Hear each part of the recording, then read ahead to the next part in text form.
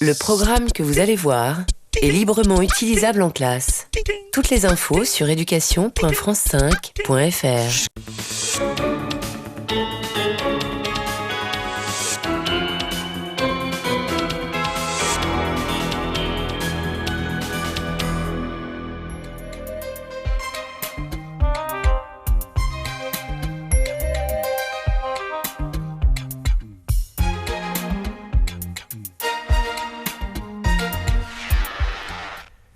Cette émission concerne les équations différentielles. Nous allons donc voir deux types, les équations du premier ordre et les équations du second ordre.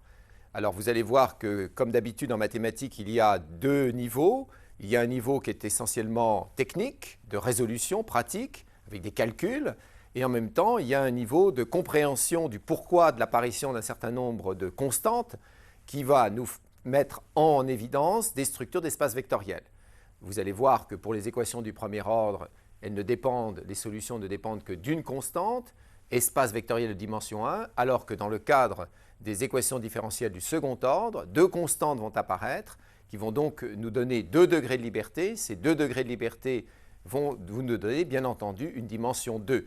Donc on va voir apparaître des vecteurs, que sont des fonctions en fait, des vecteurs qui vont engendrer l'espace des solutions et qui vont en former une base, tout aussi bien qu'une base dans le cadre d'un espace vectoriel de dimension 2 ou du plan. Vous avez les deux vecteurs de base qui vous permettent d'engendrer votre plan. Donc c'est à la fois le regard technique de procédure, de calcul que vous devez avoir, mais en même temps l'arrière-plan structurel qui est l'arrière-plan naturel des mathématiques, toujours à partir d'une page de calcul, quelles sont les structures que l'on peut en déduire et pour la compréhension en profondeur des mécanismes qui sont mis en jeu.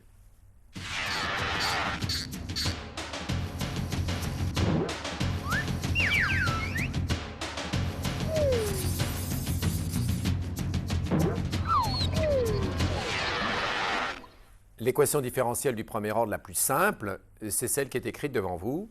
C'est la recherche d'une fonction y, sachant que y' de x égale f de x. Alors évidemment, ce n'est pas très difficile. C'est évidemment donné par une intégration. La solution qui vaut petit m en x égale a, évidemment, est donnée par petit m plus l'intégrale de ax de f de t dt. Évidemment, les conditions sur votre fonction f, c'est qu'elle soit régulière, qu'elle soit continue sur l'intervalle sur lequel vous regardez donc l'équation en question, qu'elle soit continue sur l'intervalle petit a, petit b par exemple.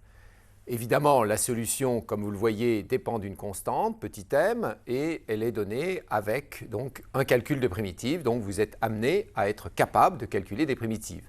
Donc une fois que vous avez écrit cette équation, l'idée du mathématicien, c'est comment peut-on faire pour se ramener à cette solution qui est tellement simple qu'on l'a immédiatement devant soi. Et c'est le but des stratégies que l'on va développer à la fois pour les équations du premier ordre et pour les équations du second ordre.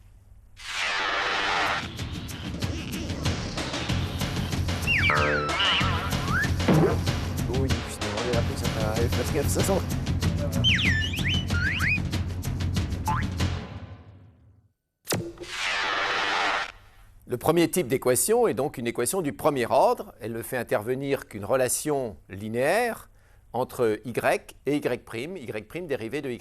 Donc elle s'écrit en général sous la forme que vous voyez apparaître sur votre écran.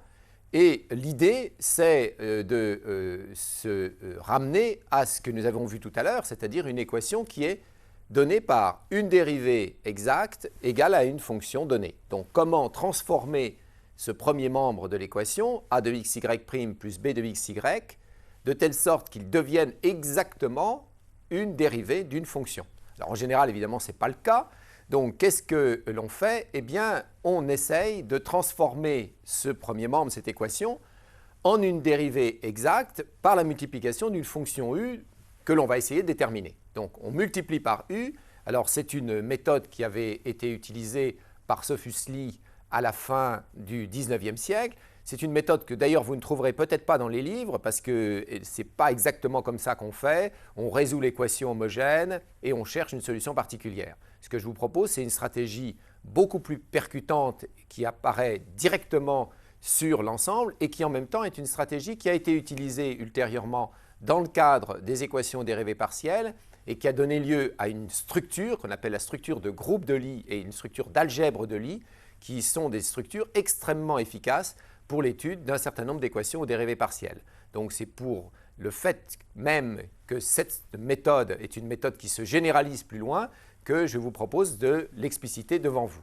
Alors vous voyez donc cette équation telle qu'elle se présente, elle est donc a priori sous la forme u de x, a de x, y' plus u de x, b de x, y égale u de x fois la fonction f de x. Alors, ce que l'on voudrait évidemment, c'est que ceci apparaisse comme une dérivée exacte. Alors, en général, si vous vous souvenez de la dérivée d'un produit, si vous regardez la dérivée d'un produit de la forme a de x, b de x, si vous le dérivez, vous voyez que vous avez quelque chose qui s'écrit a'b plus ab'. Donc l'idée, c'est d'avoir exactement cette expression ici. Alors vous voyez que le y', vous avez déjà une dérivée qui apparaît ici. Donc vous allez vouloir que y' soit justement le a'. Par conséquent, la fonction b qui est ici, c'est tout simplement la fonction que j'encadre ici.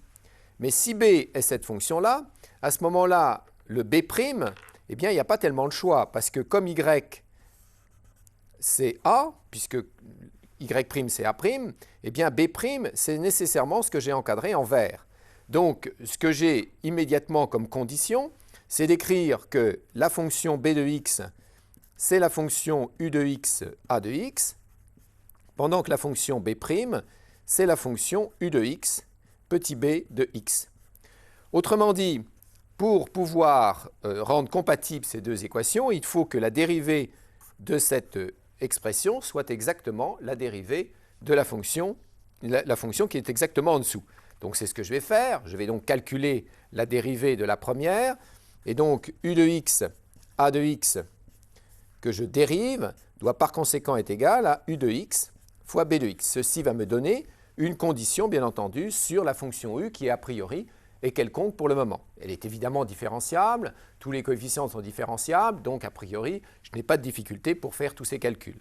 Alors, dérivons, ça fait donc u' petit a plus u a' égale u fois b.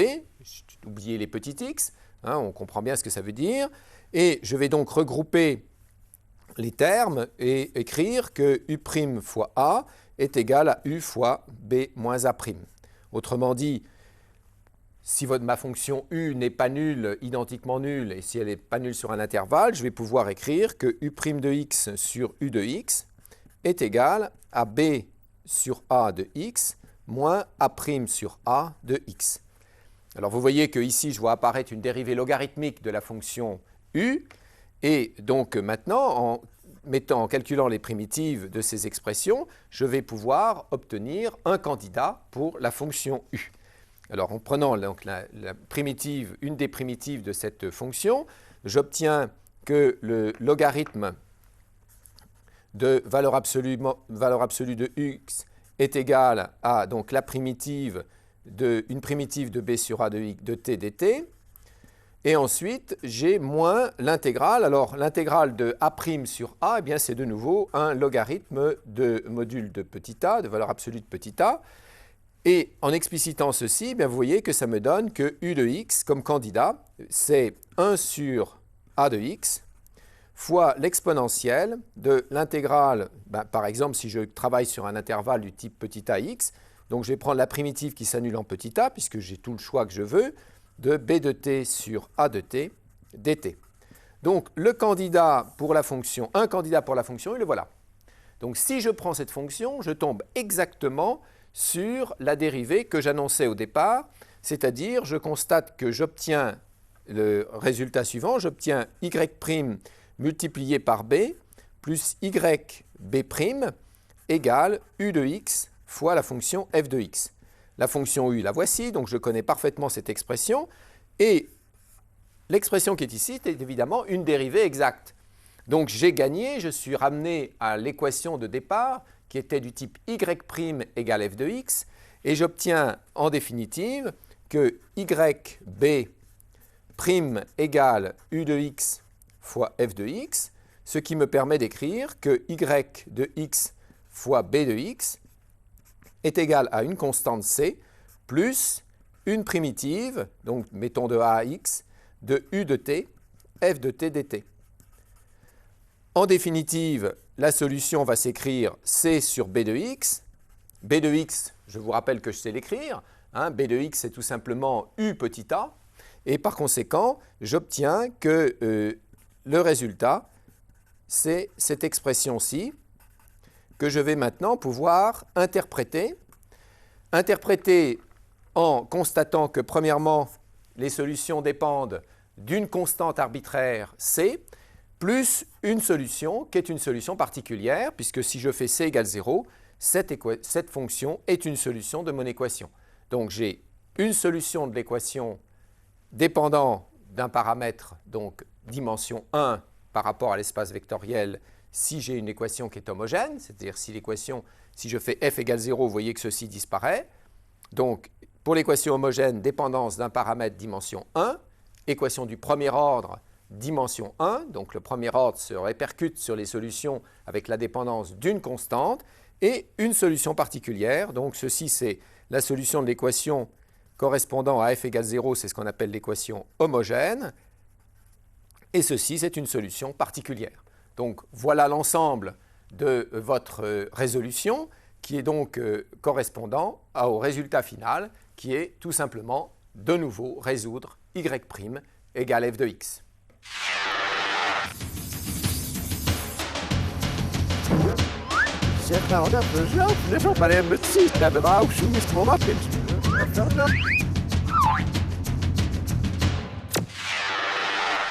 Pour expliciter ce que je viens de dire, deux exercices, vous allez voir, différents. L'un va être facile à résoudre tout de suite, l'autre va demander l'élaboration un peu plus compliquée que je viens de développer devant vous.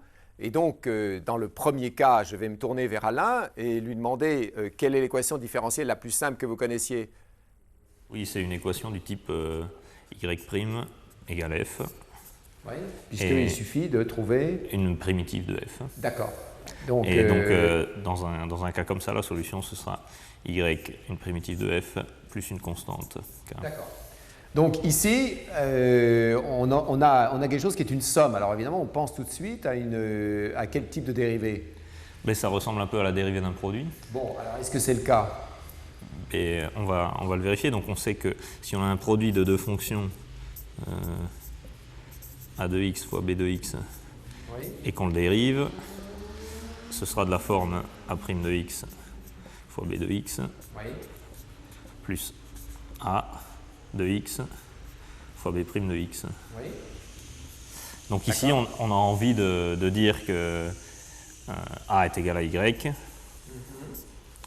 et en même temps, on voudrait que b de x, ce soit sinus x. Alors, b' sera bien... Et b' sera donc cosinus x. Bon, donc en fait, on est exactement dans ce cadre-là. Donc on est dans le cas très favorable. D'accord. Et donc l'équation différentielle s'écrit maintenant de manière compacte, si je puis dire, sous la forme. Donc cette équation s'écrit sous la forme y fois sinus x, oui, prime est égal à cosinus x. Cosinus x. D'accord. Alors donc, ça s'intègre tout de suite, après la remarque préliminaire que vous avez faite. Et donc on retrouve y fois sinus x, oui, est égal à une primitive de cosinus x, oui, plus une constante. D'accord. Et donc, toutes les solutions de l'équation sont de la forme y égale à 1, oui, plus k sur sinus x. D'accord. Est-ce que la solution, qui est la solution particulière 1, était évidente au départ? Oui, effectivement. Si on reprend ici qu'on fait y égale 1, y' égale 0. On a bien cette solution particulière, donc on retombe bien sur nos pieds. Bien, merci beaucoup. Il apparemment pour que la serait vers une bon zéro. C'est simple.